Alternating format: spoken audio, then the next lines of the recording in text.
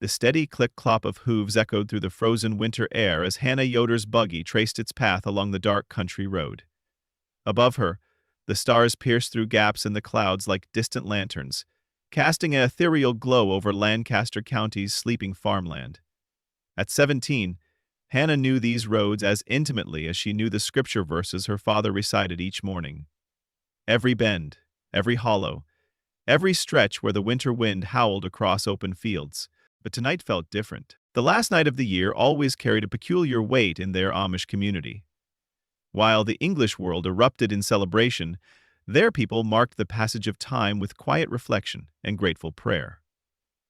Hannah adjusted her thick wool shawl against the bitter cold, her mind drifting to the basket beside her. Inside lay still warm bread, freshly churned butter, and 3 jars of her mother's prized blackberry preserves, a New Year's gift for elderly Sarah Stoltzfus, who hadn't left her bed in 3 days. Just a quick delivery, Hannah had promised her mother, though something in the older woman's eyes had betrayed concern about letting her daughter venture out alone on this particular night. Now, as shadows deepened around her, Hannah understood why. The first rumble came as a whisper, so faint she might have imagined it. Her horse, Solomon, twitched his ears backward, his steady pace faltering for just a moment. Hannah leaned forward, one hand reflectively stroking his neck.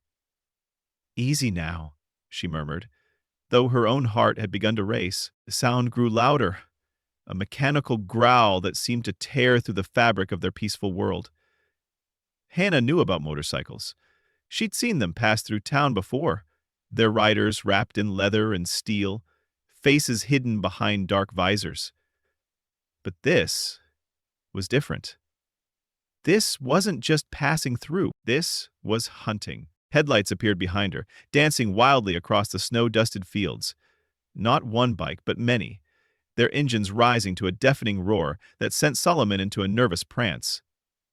Hannah gripped the reins tighter, her knuckles white beneath her mittens. Her father's words echoed in her mind. Fear is natural, but faith must be stronger. The lead bike surged forward, its rider a towering figure silhouetted against the night sky. As he drew alongside the buggy, the yellow glow from Hannah's lantern illuminated a face that seemed carved from stone, all sharp angles and cruel shadows. A jagged scar ran from his left temple to his jaw, pulling his mouth into a permanent sneer. "Well, well," he called out, his voice carrying an edge sharper than the winter wind. "Look what we've got here, boys. Little Miss Amish out for a midnight ride."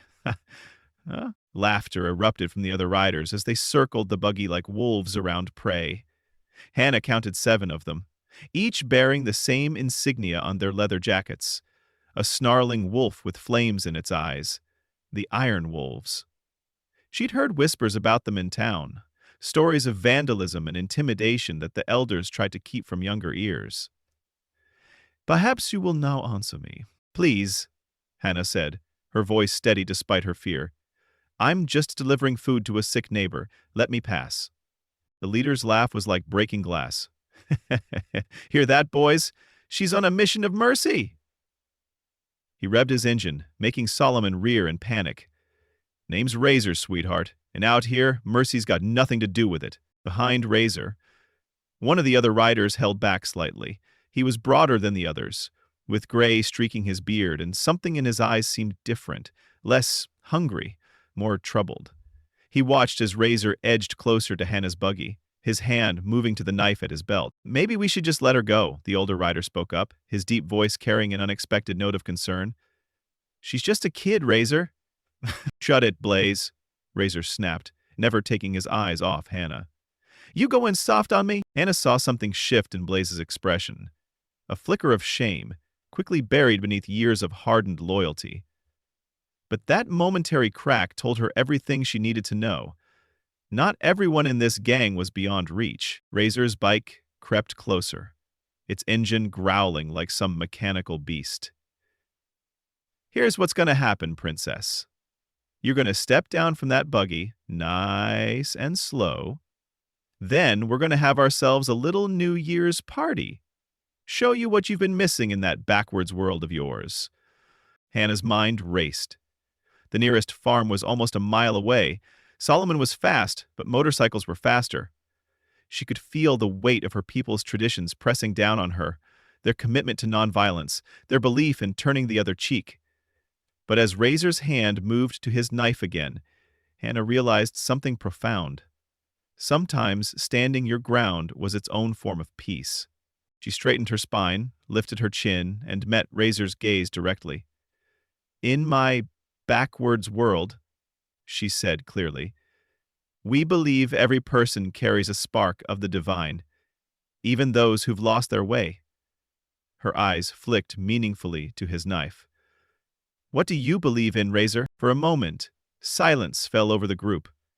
Even the motorcycles seemed to quiet, as if holding their breath.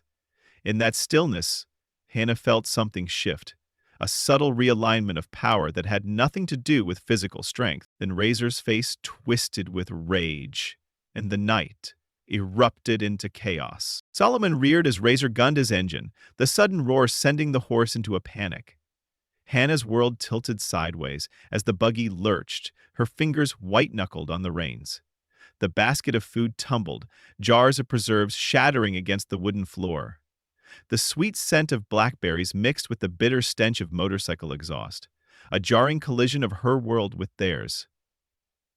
An Abramoso song? A horse failed. "Not so holy now, are you?" Razor taunted, circling closer. His knife glinted in the lantern light, a silver threat against the darkness. But Hannah had spent her entire life working with horses, and Solomon wasn't just any animal. He was family. As the buggy tipped precariously, she kept her voice steady, speaking in the same gentle tones she used during summer thunderstorms. "Easy, Solomon. Easy now." The horse's ears flicked backward at her voice, his panic subsiding just enough. Hannah seized her moment. With a sharp snap of the reins and a command that cut through the chaos, she turned Solomon toward the narrowest gap between the motorcycles. It was a desperate gamble. The space was barely wide enough for the buggy, and one wrong move would spell disaster. "Yopper!" Razor's voice cracked like a whip, but before the other riders could close ranks, Blaze suddenly gunned his engine, his massive bike swerving just enough to create a wider opening. It happened so fast that even Blaze seemed surprised by his own action, his eyes meeting Hannah's for a fraction of a second as she raced past. The buggy shot through the gap, Solomon's powerful strides carrying them into the darkness. Behind them, Razor's curses mixed with the roar of engines as the gang gave chase. Hannah's heart pounded against her ribs, but her hands remained steady on the reins. The bitter wind stung her face as Solomon ran faster than he'd ever run before, his hooves thundering against the frozen ground. She knew these roads by heart. Every turn, every dip, every hidden path. Up ahead lay Miller's Creek, where the road narrowed and curved sharply beside the water. In summer, it was where the young people gathered for singing and scripture reading. In winter, it became treacherous, its banks slick with ice. Hannah made her choice. With a gentle pressure on the reins, she guided Solomon toward the creek. The buggy wheels rattled dangerously close to the edge, but she held her course. Behind her, the motorcycle's headlights carved through the darkness, drawing closer with each second. Razor's voice carried over the engines. "Run all you want, princess. Ain't nowhere to hide in this county we don't know about." But he was wrong. Just past the creek's bend, hidden behind a curtain of snow-laden branches, lay a narrow trail that led to the old logging road. Few remembered it now. The English loggers had abandoned it decades ago. But Hannah's grandfather had shown it to her during one of their Sunday walks, telling stories of the days before their community had bought the land. As they approached the hidden turn, Hannah whispered a prayer and pulled hard on the reins. Solomon responded instantly, veering off the main road and onto the hidden path. The buggy wheels caught the edge of a fallen log, nearly sending Hannah flying, but she held on. Behind her, she heard shouts of surprise, followed by the screech of brakes as the bikers overshot the turn. The old logging road was barely more than a deer trail now, choked with undergrowth and treacherous with hidden rocks. But Solomon seemed to sense the importance of their flight, picking his way through the obstacles with supernatural sure-footedness. The sounds of the motorcycles grew fainter, then faded entirely. Only when she could no longer hear them did Hannah allow Solomon to slow. Her hands trembled as she patted his neck, feeling the heat rising from his exertion. "Good boy," she whispered. "Such a good, brave boy." But her relief was short-lived. In the distance, she could see lights from the town, and her heart sank. The iron wolves might have lost her trail, but she knew Razor wouldn't let this humiliation stand. He would seek revenge, and their peaceful community would be his target. Hannah's mind raced. Mrs. Stoltzfus would have to wait. She needed to warn the others. But as she turned Solomon toward town, a new sound made her blood freeze. Motorcycle engines, but not from behind, from ahead. The gang had split up, circling around to cut off her escape. Through the trees, she caught glimpses of multiple headlights moving along the main road into town.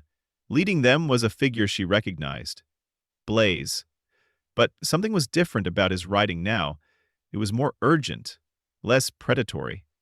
With stunning clarity, Hannah realized he wasn't hunting her anymore. He was racing to beat Razor to town. The question was, why? And more importantly, could she trust this apparent change of heart? As Solomon's breath clouded in the frigid air, Hannah faced a choice that would change everything. Follow Blaze toward town and whatever awaited there, or retreat deeper into the darkness of the logging trail. Her father's voice echoed in her memory. God often works through the most unlikely vessels. Making her decision, Hannah guided Solomon onto a parallel path, one that would take her to town by a different route. Whatever was about to happen, she wouldn't face it alone. As she rode, the first strokes of midnight began to toll from the distant church bell in town. The old year was dying, and with it, perhaps, the peace her community had always known. But Hannah felt something else being born in its place. Something stronger than fear, more powerful than tradition. The real test was just beginning. The town of Pine Valley lay quiet under the winter stars, its darkened houses and barns appearing as shadows against the snow-covered ground. But that peace was about to shatter. Hannah emerged from the woods just in time to see Blaze's motorcycle roar past the Miller farm, his headlight cutting through the darkness like a warning beacon. Behind him, the distant growl of multiple engines grew louder. The rest of the iron wolves were coming. Hannah urged Solomon toward the Lapp family's barn, the largest building on the edge of town. Inside, she found Jacob Lapp already awake, preparing his morning feed. The elderly man's eyes widened at her disheveled appearance. "Whoa, they're coming," Hannah gasped, sliding down from the buggy. "The iron wolves, they're heading for town." Jacob didn't waste time with questions. He reached for the old brass bell that hung by the barn door, the same bell that had warned of fires and storms for 3 generations. Its clear tone rang out across the valley, cutting through the winter night like a knife. The effect was immediate. Lights began appearing in windows, doors opened. The community that had always faced challenges together was awakening to face this new threat. As people gathered in the town square, Hannah quickly recounted her encounter on the road. She saw the fear in their faces, but something else too. A quiet determination that ran deeper than their commitment to nonviolence. Samuel Yoder, Hannah's father and one of the community elders, stepped forward. "We are a peaceful people," he said, his voice carrying across the growing crowd. "But peace does not mean weakness. We stand together." A new voice cut through the murmur of the crowd. "You're gonna need more than standing, friend." Heads turned to see a tall figure emerging from the shadows. It was Tom Martinez, a former Marine who'd moved to the outskirts of their community years ago. Though not Amish, he'd earned their respect through his quiet ways and willingness to help during harvest time. "Those men aren't just looking for trouble," Tom continued, walking into the lantern light. "They're looking to prove something, and they won't stop until they do, or until someone stops them." Before anyone could respond, the roar of motorcycles filled the air. The Iron Wolves had arrived. They came in formation, their bikes forming a V shape as they rolled into town. Razor led them, his scarred face twisted in a grin that held no humor. But something was off about their numbers. Hannah counted only 5 bikes. Where were the others? Her question was answered by the sound of engines behind them. More bikes appeared from the other end of town, led by Blaze. The gang had split into 2 groups, planning to trap the townspeople between them. But as Blaze's group drew closer, they didn't join Razor's formation. Instead, they formed their own line, facing their former leader. What's this supposed to be? Razor's voice dripped with venom as he stared at Blaze. It's done, Razor. Blaze's deep voice carried across the square. No more terrorizing peaceful folks. No more destroying what others have built. Razor's laugh was sharp and ugly. You're choosing these sheep over your brothers? Over family? Family? Blaze shook his head. We stopped being family when you started enjoying the fear in people's eyes. When you forgot what it meant to be riders instead of raiders. Come here. The tension in the air was thick enough to cut. Hannah watched as other members of Razor's group shifted uneasily, their eyes moving between their leader and Blaze. The division that had started with one man's conscience was spreading like cracks in ice. Razor noticed it too. His hand moved to his knife. You always were soft, Blaze. Too weak to do what needs to be done. Strength isn't about making others afraid, Hannah found herself speaking, stepping forward despite her father's attempt to hold her back. It's about standing up for what's right, even when it costs you something. Her words seemed to hang in the air, and she saw them land in the eyes of the younger riders. One by one, bikes began to start up, but instead of advancing, they backed away from Razor, moving to join Blaze's line. Razor's face contorted with rage. You little beast. Choose your next words carefully. Tom's voice was quiet, but carried an edge of steel as he stepped up beside Hannah. Very carefully, the town square had become a battlefield of wills. On one side stood Razor and his 2 remaining loyal followers. On the other, the united front of townspeople, Blaze's defectors, and one former Marine who'd found his own kind of peace among the Amish. But battles, even ones fought with wills instead of weapons, rarely end without a final explosion of violence. And as Razor's hand tightened on his knife handle, Hannah realized this night's trial wasn't over yet. The midnight bells began to toll again, marking the final minutes of the year. With each resonant chime, the tension in the square ratcheted higher, like a wire being pulled too tight. Something had to break, and in the next moment, it did. The knife left Razor's hand before anyone could react, its blade spinning through the winter air toward Hannah. Time seemed to slow, each crystalline second stretching like pulled taffy.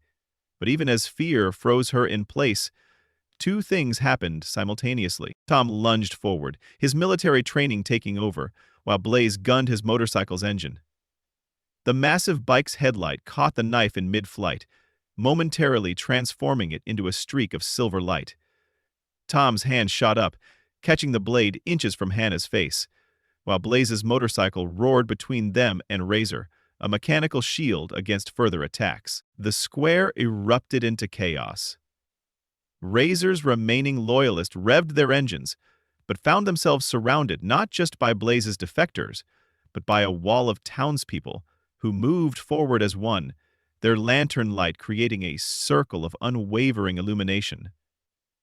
Leading them was Samuel Yoder, Hannah's father, his face set in lines of quiet determination. Your weapon against my daughter speaks louder than any words, Samuel said, his voice carrying the weight of generations.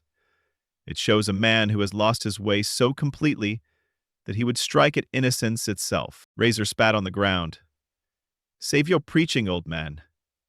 You're kind, with your simple lives and your moral superiority. You think you're better than us? You're nothing but prey that doesn't know it yet. We know exactly what we are, Hannah stepped forward, her voice stronger now. We're people who choose peace not because we're weak, but because we're strong enough to believe in something bigger than fear and anger. The question is, who are you when you strip away all that hate? The words seemed to hit Razor like physical blows. His face contorted, the scar tissue along his jaw whitening as he clenched his teeth. For a moment, Something flickered in his eyes. Not rage, but something deeper and more painful. Then it was gone, replaced by a coldness that seemed to drop the temperature in the square by several degrees. "I'll show you who I am," he snarled, reaching inside his jacket. But before he could withdraw whatever weapon he had hidden there, Blaze's massive hand clamped down on his arm. The two men locked eyes, years of shared history crackling between them like electricity. "It's over, brother," Blaze said softly. "Look around you. Look at what you've become. This isn't the freedom we rode for. This is just chains of your own making." One by one, the remaining bikes fell silent. In the sudden quiet, the only sound was the whisper of wind through bare tree branches and the distant echo of the midnight bells.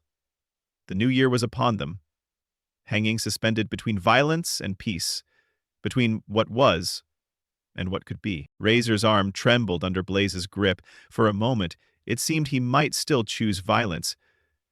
But then, like a string being cut, the tension left his body.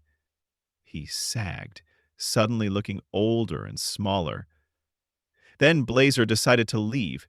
The dog was curled up on the floor with his ear back to the wall.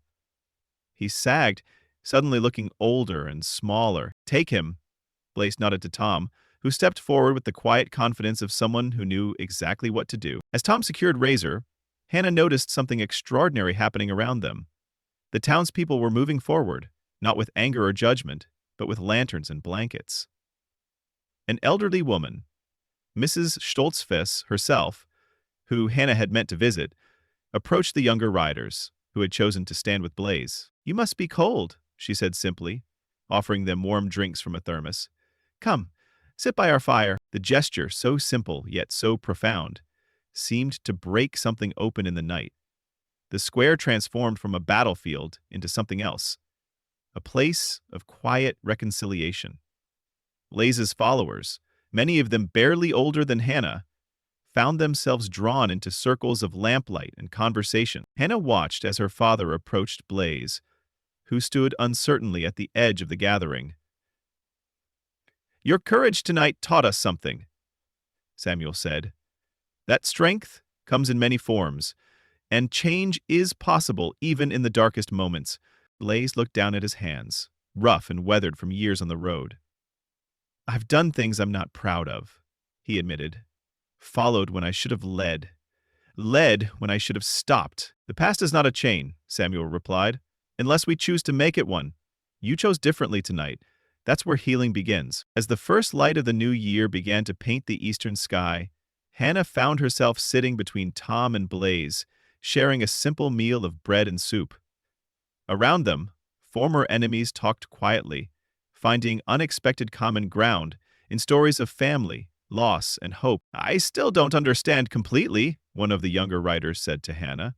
"How do you find strength in peace?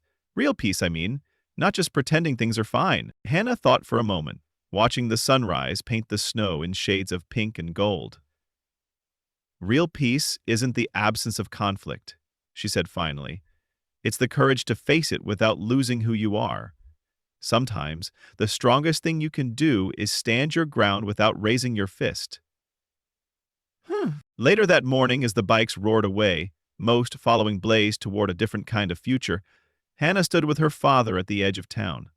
In the daylight, the events of the night seemed almost dreamlike. But their impact was undeniably real, her father said thoughtfully. "Sometimes God's greatest gifts come disguised as our greatest challenges." Hannah nodded, thinking of all that had changed in a single night. The town would never be quite the same, and perhaps that wasn't a bad thing. They had discovered that their strength lay not in isolation, but in the courage to engage with a world that sometimes seemed frightening and foreign. As she turned to head home, Hannah paused. In the fresh snow, she could see two sets of tracks side by side, the sharp imprint of motorcycle tires next to the gentle hoof prints of her horse. Somehow, they didn't look so incompatible anymore. The sun rose fully over Pine Valley, casting long shadows across the snow. Another year had begun, bringing with it new understanding, new friendships, and the quiet knowledge that sometimes the bravest thing isn't standing alone. It's standing together, even with those who seem most different from ourselves. And in that light, both peace and strength found their true meaning.